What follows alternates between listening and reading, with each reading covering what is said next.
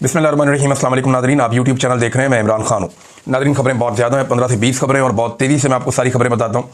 सबसे पहले तो ये है कि आज फिर मुलाकात की कोशिश करेंगे। सुहेल अफरीदी उनका नाम दिया गया पाकिस्तान तहरीक-ए-इंसाफ की जानिब से, और कुछ लोग उम्मीद कर रहे हैं कि आज मुलाकात हो जाएगी। देखिए, मुलाकात रोकने के लिए वजूहात जो एस्टेब्लिशमेंट के पास हैं वो तो एक ये है कि फौरी तौर पर कोई तहरीक इमरान खान साहब शुरू ना करवा दें, क्योंकि एक्सटेंशन का मामला फंसा हुआ है और एक आईनी तरमीम भी हो रही है। दूसरी वजह यह है कि पैगामात रोकने या इमरान खान साहब का सख्त बयानिया रोकना है। तो इन दोनों चीज़ों में तो वैसे ही हुकूमत या एस्टेब्लिशमेंट नाकाम हुई है। इमरान खान साहब का अब तक का सबसे सख्त ट्वीट उर्दू और अंग्रेज़ी दोनों ज़बानों में आ चुका है, और ये उनका बयानिया जो है वो एक दिन पहले आ गया। उन्होंने अपनी बहन के ज़रिए से जो मंगल वाले दिन सारी सूरत हाल बताई और जो बातें उन्होंने की वो नहायत सख्त थी। इसमें उन्होंने आसिम मुनीर साहब को ज़हनी मरीज़ भी करार दे दिया, और उन्होंने बताया कि बहुत ज़ालिम है और किसी डिक्टेटर ने इतना जुल्म नहीं किया जितना आसिम मुनीर ने किया, और ये अपनी कुर्सी के लिए किसी भी हद तक जा सकते हैं, और जो कुछ भी पाकिस्तान में जुल्म और ज्यादती हो रही है इसके पीछे जो फर्द वाहिद है वो आसिम मुनीर इमरान खान साहब ने करार दिया। और दूसरा, जो सुहेल अफरीदी साहब को पैगाम पहुंचाना था वो पैगाम भी इमरान खान साहब ने पहुंचा दिया। वो सलमान अकरम राजा साहब के जरिए से पैगाम भी चला गया। तो एस्टेब्लिशमेंट को ऐसी कोई कामयाबी तो इसमें नहीं हुई। हाँ, लेकिन चंद चीज़ें ज़रूर हैं जो मैं आपके साथ शेयर कर देता हूं कि ऐसा लगता है कि पाकिस्तान तहरीक-ए-इंसाफ या उनकी इत्तेहादी जमातें फौरी तौर पर कोई तहरीक नहीं चलाना चाहती। उन्हें बहुत बड़े बड़े बहरान नजर आ रहे हैं, और उन्हें नजर आ रहा है कि ये हुकूमत अपने बोझ से गिरती जा रही है। ये अवाम को या अवामी मसाइल को हल करने में मुकम्मल तौर पर नाकाम हो गई है। आलमी सतह पर इन्होंने बहुत बड़े बड़े चैलेंजेस ले लिए हैं, बड़े बड़े दावे कर दिए हैं और बड़े बड़े वादे कर दिए हैं। वो पूरे ना करने की सूरत में इनके ऊपर बहुत मुश्किल सूरत हाल पैदा होने वाली है। ऐसे में फौरी तौर पर कोई एहतजाज करके आप इन्हें मदद तो फराहम कर सकते हैं, लेकिन इनके लिए उतनी मुश्किल पैदा नहीं होगी। तो अभी एहतजाज का मोमेंटम बनाया जाएगा जो बड़ी तेजी से बन भी रहा है, और फजल रहमान साहब भी अब कुछ हद तक जुड़े हैं इस सारे मामले में। लेकिन आज का दिन इंपॉर्टेंट है, अदालत में भी, अडियाला में भी। तो पाकिस्तान तहरीक-ए-इंसाफ ने ये अपने जितने भी अरकान असेंबली हैं उन सबको कहा है, क्योंकि इमरान खान साहब ने हुक्म दिया है कि उनके केसेस के सिलसिले में सारे लोग, चाहे उनका ताल्लुक ILF से है, वकला तंजीम है पाकिस्तान तहरीक-ए-इंसाफ की, चाहे वो पार्टी के अहदेदारान हैं, चाहे वो पार्लियामेंटेरियंस हैं, MPAs, MNAs, टिकट होल्डर, ये सारे चाहें। इस सिलसिले में हमने देखा कि पंजाब में आलिया हमजा साहिबा ने बड़ा ज़बरदस्त काम किया। जब गंडापुर साहब खैबर पख्तूनख्वा से कुछ भी नहीं कर रहे थे और एक खामोशी छाई हुई थी, और गंडापुर साहब ने अपने साथ साथ सारे MPAs भी तकरीबन ऐसा लगता है सुला दिए थे। वो जो कोशिश करने के लिए निकलता था उसको भी दीवार के साथ लगाया जाता था। तो वो उस वक्त भी आलिया हमजा साहिबा जोर लगा रही थी और वो कोशिश कर रही थी, और उन्होंने पंजाब को काफ़ी हद तक मुतहर्रिक किया है। बदतरीन फसागियत के बावजूद, बदतरीन हालात के बावजूद आलिया हमजा को दाद देनी पड़ेगी कि इतनी सख्त जेल उन्होंने काटी, इतनी तकालीफ उन्होंने बर्दाश्त की। 9 मई के अंदर उनको सजा सुना दी गई। अब वो सामने भी नहीं आ सकती, उनकी गिरफ्तारी का खतरा हर वक्त मौजूद रहता है। इसके बावजूद जिस तरीके से उन्होंने पंजाब की पार्टी को चलाया है, ये बड़ा कमाल है। इस वक्त वो बहुत दिक्कत का सामना कर रही है, बड़ी मुश्किलात का सामना कर रही है, लेकिन इसके बावजूद उन्होंने पंजाब के अंदर पाकिस्तान तहरीक-ए-इंसाफ को चार्ज किया आलिया हमजा साहिबा ने, और सलमान अकरम राजा साहब ने इमरान खान साहब का वफादार होने का हक अदा किया। तो ये जो 27वीं आईनी तरमीम है जिसे हुकूमत अपने खाते में ले रही है पाकिस्तान की मिलिट्री एस्टेब्लिशमेंट के कहने के ऊपर, ये उन्हें पता भी नहीं है। इसका एक और गवाही आ गई है, यानी मुस्लिम लीग नून और वफाकी काबीना में 27वीं आईनी तरमीम पर कोई मुशावरत नहीं हुई। ये कौन कह रहा है? फेडरल मिनिस्टर है कैसर अहमद शेख साहब, PMLN से इनका ताल्लुक है, नवाज शरीफ के बहुत पुराने साथियों में से एक है। वो ये फरमाने कि हमारे बीच में तो इसकी डिस्कशन ही नहीं हुई। तो फिर ये आई कहां से? इसकी डिस्कशन कहीं और चल रही थी। मैं आपको कई मरतबा बता चुका हूं कि कई कानूनी दिमाग अस्करी दिमागों के साथ मिलकर एक मखसूस दफ्तर में लंबे अरसे तक इस तरमीम के ऊपर काम करते रहे। इसके ऊपर बार बार इजलास और मुशावरत होती रही, और ऊपर रिपोर्टें भी भिजवाई जाती रही, और जब ये फाइनल हो गया, इसका ड्राफ्ट, सारी चीजें मुकम्मल हो गई, तो फिर हुकूमत को बताया गया कि गेट रेडी, आपको 14 नवंबर तक ये पास करनी है। 14 नवंबर की तो एक डेडलाइन दी गई है, हो सकता है ये एक हफ्ता और आगे चली जाए, लेकिन कोशिश ये है कि 14 नवंबर तक पास करवाई जाए। तो ये सियासतदानों का तरीका नहीं है, ये एजेंसियों का तरीका है जिस तरीके से ये तरमीम लाई गई। अब जरा आप नंबर गेम्स पे नजर मारें तो आपको कुछ चीजें पता चल जाएगी। हुकूमत को जो नंबर चाहिए कौमी असेंबली में इस तरमीम को पास करने के लिए, 2 था अक्सरियत, वो 224 का नंबर है। 224 बंदे उनको कौमी असेंबली में चाहिए, लेकिन उनके पास इस वक्त पाकिस्तान तहरीक-ए-इंसाफ की मखसूस नशिस्तें मिलने के बाद 237 का नंबर है। यानी अभी भी उनके पास 13 बंदे ज्यादा हैं, 13 MNA ज्यादा हैं। बड़े आराम से वो ये तरमीम पास कर लेंगे। फिर सेनेट में जो उन्हें नंबर चाहिए वो 64 है, जबकि हुकूमत के पास इस वक्त जो नंबर मौजूद है वो 61 है। अब हुकूमत को 3 JUI या ANP के सेनेटर्स की हमायत दरकार, यानी ANP के एमल वली खान साहब हैं वो सपोर्ट कर दें, कोई 2 बंदे फजल रहमान साहब की पार्टी से सपोर्ट कर दें। तो फजल रहमान साहब ने तो इस पर सख्त स्टेटमेंट दिया। उन्होंने थोड़े दिन पहले डार साहब कह रहे थे कि हमें 26वीं हजम नहीं हो रही, हम 27वीं कहां से लेकर आएंगे। फिर अचानक से 27वीं सामने आ गई। फिर फजलुर रहमान साहब ने कहा जो कुछ चीजें सामने आई हैं वो चीजें तो आइन का बेड़ा गर्क कर देंगी, तो हम इसमें नहीं मानेंगे। फिर फजलुर रहमान साहब ने अपना एक पुराना स्टेटमेंट दोहराया जो उन्होंने 26वीं आईनी तरमीम के वक्त भी कहा था कि इस हुकूमत के पास मैंडेट जाली है, इसे किसी आईनी तरमीम का हक हासिल नहीं है। लेकिन उसके बाद फिर उन्होंने उसी हुकूमत को जिसका मैंडेट जाली था सपोर्ट करते हुए 26वीं आईनी तरमीम पास करवा दी थी। अब 27वीं आईनी तरमीम पे फजलुर रहमान साहब सेम वही अल्फाज बोल रहे हैं। देखते हैं कि इस मरतबा वो हुकूमत की मदद कैसे करते हैं और उसके लिए क्या बहाना तलाश करते हैं, क्योंकि हमेशा फजलुर रहमान साहब ने सहूलतकारी की है और वो सहूलतकारी करते चले आए हैं हमेशा। कभी भी उन्होंने हुकूमत को या एस्टेब्लिशमेंट को मायूस नहीं किया, ये उनका एक पुराना तरीकाकार है। अच्छा, एक और चीज मैं आपको बताता हूं, जितनी भी पाकिस्तान में आईनी तरामीम हुई है अभी या कानून साजियां हुई हैं या जितने भी इकदाम उठाए गए हैं हुकूमती सतह पे, खारजा पॉलिसी में ले लें, दाखिला पॉलिसी में ले लें, इन तमाम चीजों का जो महवर है ना, जो उसका जो सेंटर ऑफ ग्रेविटी है जिसके गिर्द ये सारी चीजें घूम रही हैं, वो इमरान खान है। गौर कर लें आप। यानी जिस लेवल पे ये वादे और दावे करके आ गया अमेरिका के साथ और अपने मगरबी आकाओं के साथ, उनके पीछे जो खौफ है वो इमरान खान है कि भाई पाकिस्तान में इमरान खान ऐसी तैसी फेर देगा अगर हमें ये बैरूनी सपोर्ट ना मिली। तो इस बैरूनी सपोर्ट को लेने के बाद मिलिट्री एस्टेब्लिशमेंट अपने अंदर ये खबर फैलाती है कि अमेरिका का भी ये हुक्म है और हमें ये करना पड़ेगा वरना हमारी तबाही हो जाएगी। लिहाजा वो सबको मनावनू लेते हैं और फिर वही कार्रवाई डालते हैं जो उनके दिल में होती है।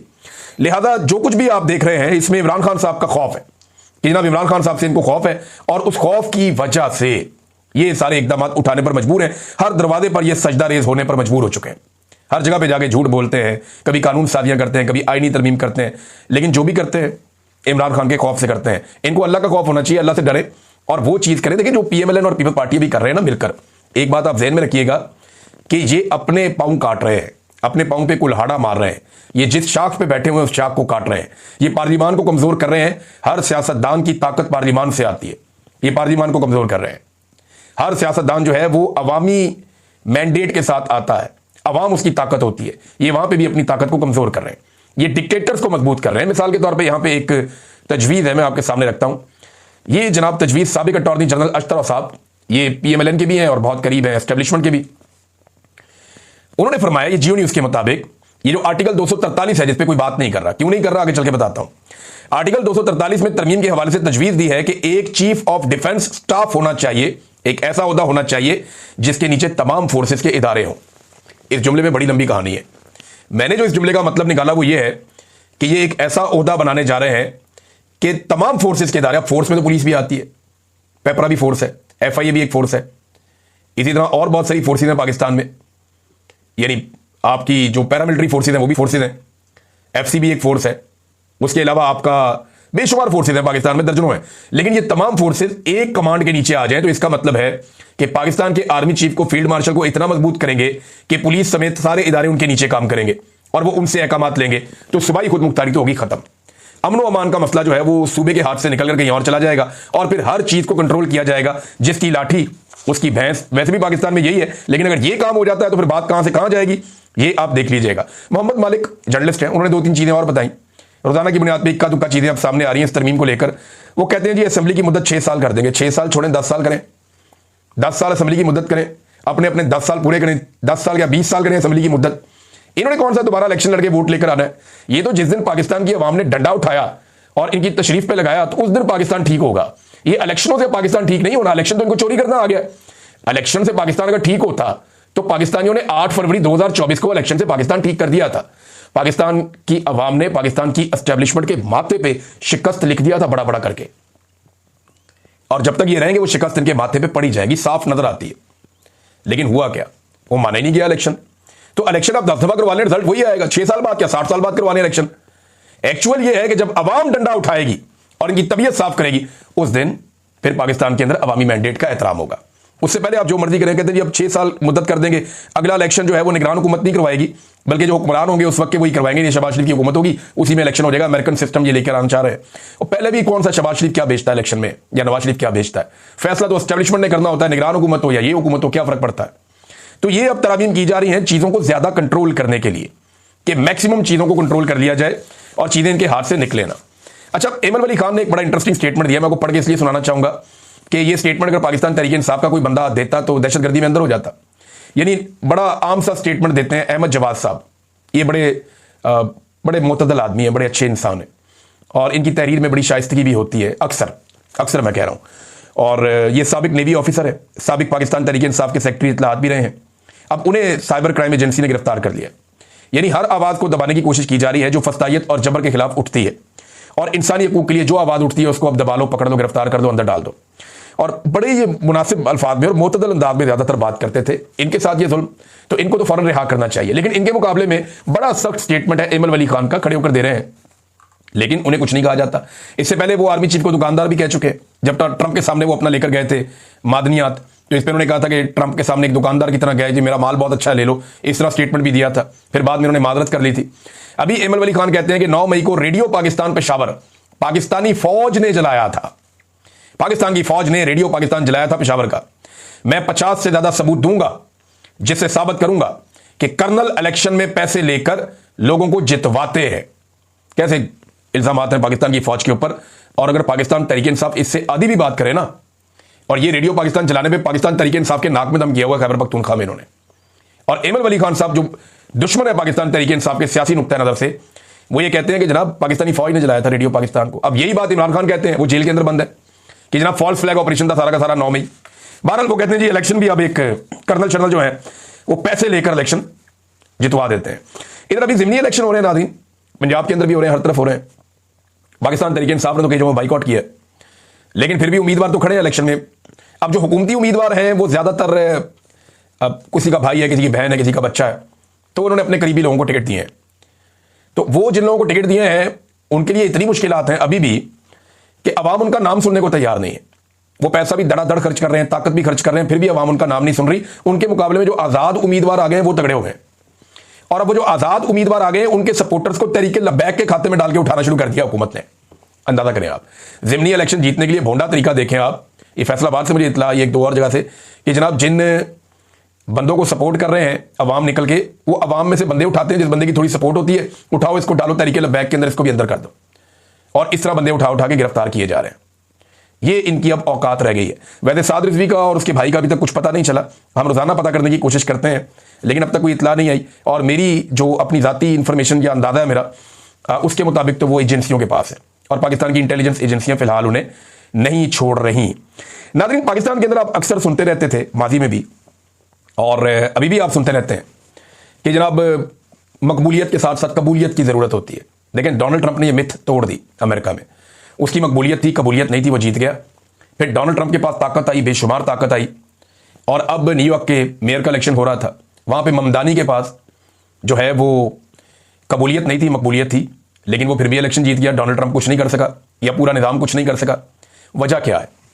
देखिए, वजह यह है कि वहां पे डेमोक्रेसी है, जमहूरियत है, और मैंडेट का एहतराम किया जाता है, आम आदमी के वोट का एहतराम किया जाता है। वोट की पर्ची को लोगों का हतमी फैसला समझा जाता है, आपको पसंद आए या ना आए। अब जब इसने 1 साल पहले अपनी कंपेन शुरू की थी ना ममदानी ने, तो ये सड़कों पे लोगों को आवाजें देता था, और लोग इसकी बात नहीं सुनते थे शुरू में। फिर आहिस्ता आहिस्ता आहिस्ता इसने 1 साल, अगर आप इसका देखें ना, इसके ऊपर डॉक्यूमेंट्रीज हैं, आप अगर इसका 1 साल देखें कंपेन का, तो आपको नजर आएगा कि एक आदमी ने कितनी मेहनत की। और पाकिस्तान में बहुत सारे ऐसे बेशर्म लोग ममदानी को मुबारकबादें दे रहे हैं, और पाकिस्तान के अंदर जनाब पिंगे चढ़ा रहे हैं कि हम भी नौजवानों को ये करेंगे, तो नौजवानों को वो करेंगे। पाकिस्तान में नौजवान मुतनफर हो गए। भाई, पाकिस्तान की तारीख में कभी पाकिस्तानी नौजवान इतना सियासत में इन्वॉल्व नहीं था जितना अब इन्वॉल्व है। मैं फिर अपनी बात दोहरा देता हूं कि बहुत सारे लोग जो है ना, वो ये चूरन बेच रहे हैं कि पाकिस्तानी नौजवान मुतनफर हो गया सियासत से और वो सियासत में इन्वॉल्व नहीं है। नहीं, पाकिस्तानी नौजवान को मुतनफर करने की बड़ी कोशिश की पाकिस्तान की मिलिट्री एस्टेब्लिशमेंट ने, लेकिन पाकिस्तानी नौजवान जितना आज सियासत के अंदर अपने आप को मुतहर्रिक रखे हुए, इससे पहले माजी में कभी नहीं था। गारंटी देता हूं मैं आपको। हां, वो मुतनफर जरूर है, रवायती सियासी खानदानों की सियासत से मुतनफर है, वो एस्टेब्लिशमेंट की बार बार सियासत में शरारत करने से मुतनफर है, एस्टेब्लिशमेंट की घटिया सियासत से मुतनफर है, जबरी गुमशुदगियों से मुतनफर है, मैंडेट की चोरी से मुतनफर है, मीडिया की 2 नंबरी और फ्रॉड से मुतनफर है। ये इन चीजों से वो मुतनफर जरूर हुआ, लेकिन पॉलिटिक्स में पाकिस्तानी नौजवान का ज्यादा इन्वॉल्वमेंट बड़ा है, और पाकिस्तानी नौजवान ज्यादा पॉलिटिक्स को अब जानता है और उसके ऊपर बात भी ज्यादा करता है। इसकी एग्जांपल आपके सामने सोशल मीडिया है। नाज़रीन, एक खबर और है, चौधरी गुलाम हुसैन साहब हैं, जर्नलिस्ट हैं हमारे सीनियर, उन्हें अपने यूट्यूब चैनल पे प्रोग्राम करने से रोक दिया गया जबरन। अब देखें कितनी हैरत की बात है कि आप अपने यूट्यूब चैनल के ऊपर अपनी राय भी नहीं दे सकते। ये पाकिस्तान में आज़ादी इज़हार राय की सूरत हाल है। चीनी का एक और बुरहान आ गया पाकिस्तान में, ये खबर मैं आपको बाद में दूंगा, तसल्ली के साथ दूंगा, तफसील के साथ दूंगा। लेकिन 12 नवंबर को जो जरगा होने जा रहा है खैबर पख्तूनख्वा में, वहां से कुछ बड़ी खबरें आ सकती हैं, उसके ऊपर सबको नजर रखनी चाहिए और एस्टेब्लिशमेंट ने तो उस पर अभी से नजर रखी हुई है। अब तक के लिए इतना ही, अपना ख्याल रखिएगा, अपने इस चैनल का भी। अल्लाह हाफिज। चैनल को सब्सक्राइब करें, लाइक करें।